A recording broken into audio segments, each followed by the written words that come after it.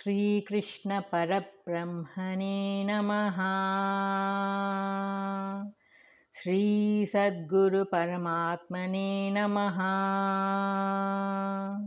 సర్వమహర్షిభ్యో నమః. ఈ ప్రకారముగా క్షేత్రజ్ఞులను గూర్చి సంక్షేపముగా చెప్పి ఇక వానిని గురించి ఒకంత వివరముగా చెప్పుచున్నారు. 4వ శ్లోకము. తత్క్షేత్రం యచ్చ యాదృక్చ యద్వికారి యతశ్చ యత్ సచయో యత్ ప్రభావశ్చ తత్సమాసేన మే శృణు. ఆ క్షేత్రమేదియో, ఎటువంటిదో, ఎట్టి వికారములు కలదో, దాని నుండి ఏ రీతిగా ఉత్పన్నమగుచున్నదో, ఆ క్షేత్రజ్ఞుడును ఎవడో, ఎట్టి ప్రభావము కలవాడో, ఆ విషయము అన్నిటినీ సంక్షేపముగా నా వలన వినుము. వ్యాఖ్య. భగవానుడు తాను చెప్పబోయు వాక్యములన్నిటి యొక్క సారమును ఇచ్చట ప్రారంభమునే సూచించిరి. ఎట్లనినా క్షేత్రమును వికారవంతముగా యద్వికారి క్షేత్రజ్ఞుని ప్రభావశీలునిగాను యత్ప్రభావశ్చ వర్ణించిరి. వాస్తవముగా దేహాది రూపమగు ఉపాధి పెక్కు వికారములతో కూడి నశ్వరమైనది. ఆత్మశాశ్వతమై అమిత ప్రభావవంతమై వెలియుచున్నదనియు అగును. సమాసేన మే శృణు. ఈ విచారణ అంతను సంక్షేమముగా చెప్పెదనని భగవానుడు పలికిరి. ఏలయనిన ఈ దృగ్దృశ్య పదార్థ విచారణ అంతయు ఒక పెద్ద గ్రంథము. యుద్ధ సమయము కావున దానినంతనూ చెప్పుటకు అనుకూలము లేదు. కాబట్టి సంగ్రహముగా చెప్పదలంచిరి. క్షేత్రజ్ఞ సంబంధ జ్ఞానమును ప్రశంసించుచున్నారు. 5వ శ్లోకం. ఋషిభిః బహుధా గీతం ఛందోభిర్వివిధైః పృథక్ బ్రహ్మసూత్రపदैశ్చైవ హేతుమద్భిర్వినిశ్చితైః. ఈ క్షేత్రజ్ఞ జ్ఞానము ఋషులచే అనేక ప్రకారములుగా నానా విధములైన వేదముల ద్వారా వేరువేరుగా ప్రతిపాదింపబడి మరియు హేతువులతో యుక్తులతో కూడి బాగుగా నిశ్చయింపబడినట్టి బ్రహ్మసూత్ర వాక్యముల చేత కూడా అయ్యది చెప్పబడి ఉన్నది. వ్యాఖ్య. తాను చెప్పదలంచుచున్న క్షేత్రజ్ఞ జ్ఞానము యొక్క మహిమను తెలుపుటకై భగవానుడు అనుభవజ్ఞులకు పరమ ఋషుల వాక్యములను తార్కాణముగా చూపుచున్నారు. ఋషిభిర్ బహుధా గీతం. ఋషులనగా ఇంద్రియములను జయించిన వారు, ఆత్మ సాక్షాత్కారమునందిన మహనీయులు.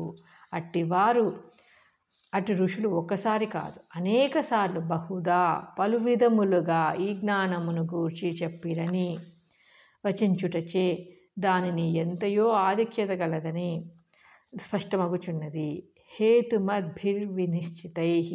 ఈ వ్యాసాది మహర్షులు పలికిన బ్రహ్మసూత్రాది బ్రహ్మ ప్రతిపాదిక వాక్యములు సామాన్యములు కావు.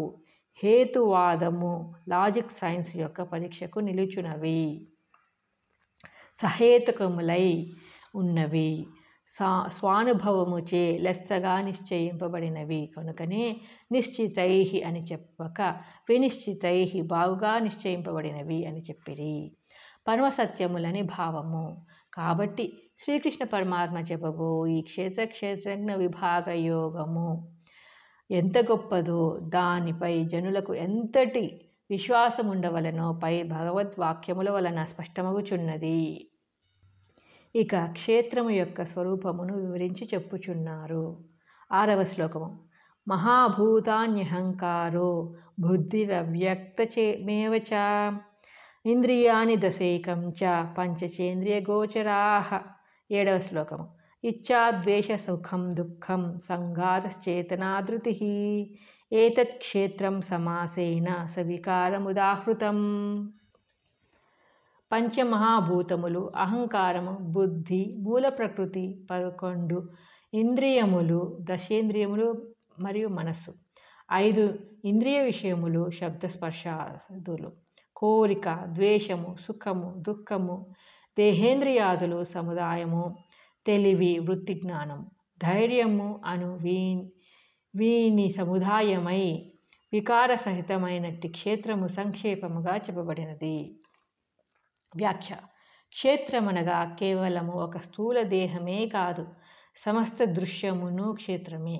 స్థూల సూక్ష్మ పంచమహాభూతములు, మనస్సు, బుద్ధి, అతి సూక్ష్మమగు అవ్యక్తమగు మూల ప్రకృతి కూడా క్షేత్రము కిందికే లెక్కకు వచ్చును.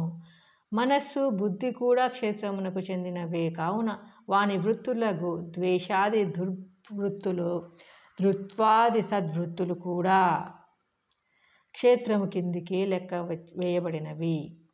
దృశ్యరహిత నిస్సంకల్పాత్మస్థితి యందు ఆ ధైర్యాది సద్వృత్తులను కూడా దాటిపోవలసి ఉండును. సవికారం అని చెప్పబడుట వలన ఈ దృశ్యమంతయు క్షేత్రము వికారములకు లోనై ఉన్నదనియు, దృక్ స్వరూపుడగు క్షేత్రజ్ఞుడు ఒకడే నిర్వికారుడనియు తాత్పర్యము. ఈ క్షేత్రమునందు సుఖం అనునది కూడా చేర్చబడి ఉండుటచే అట్టి దృశ్య సౌఖ్యమునకై అర్రులు చాచక నిర్వికార ఆత్మసుఖమునకై యత్నించవలెను. దృశ్యము క్షేత్రము అనగా సామాన్యముగా ఈ దేహము, ఈ కానిపించే ప్రపంచము అని మాత్రము జనులు తలంచుదురు. కానీ వాస్తవముగా సూక్ష్మ పంచభూతములు, మనస్సు, బుద్ధి, మూల ప్రకృతి కూడా దృశ్యమే, క్షేత్రము అని ఇచ్చట స్పష్టముగా చెప్పబడినది. కాబట్టి విఘ్నుడగు వాడు తాను దృక్ వస్తువగు ఆత్మయే అని తలంచి ఈ దేహాది దృశ్యమును, మనస్సును, బుద్ధిని, కామాది బుద్ధి వృత్తులను కూడా తనకంటే వేరుగా చూచుచు వానితో తాదాత్మ్యమునొందక క్రమముగా వానిని జయించి ఆత్మస్వరూపమున నిలుకడను సంపాదించవలెను. భగవానుడు కావించిన క్షేత్రము యొక్క ఈ వివరణను ఆత్మానాత్మ విచారణాపరునకు మిక్కిలి ఉపకరించును. ఏలయనిన సాధకునకు తన నుండి దేనిని వేరుపరచవలనో దీని యందు స్పష్టముగా చెప్పివేయబడినది. ప్రపంచమునే కాక, దేహమునే కాక, మనస్సును కూడా తన నుండి వేరుపరచవలెను అని, లేక వేరుగా చూడవలెను అని మహోన్నతమగు అభ్యాసము దీని వలన సిద్ధించుచున్నది. ప్రశ్న: క్షేత్రమనగా ఎద్దియో తెలుపుము. ఉత్తరము: పంచభూతములు, అహంకారము, బుద్ధి, మూల ప్రకృతి, ఇంద్రియములు, 11 ఇంద్రియములు, 5 ఇంద్రియ విషయములు, కోరిక, ద్వేషము, దృశ్య సుఖము, దుఃఖము, సంఘాతము, దేహేంద్రియాదుల సముదాయము, తెలివి, వృత్తి జ్ఞానము, ధైర్యము. ప్రశ్న: క్షేత్రము ఎట్టిది? ఉత్తరము: వికారవంతమైనది.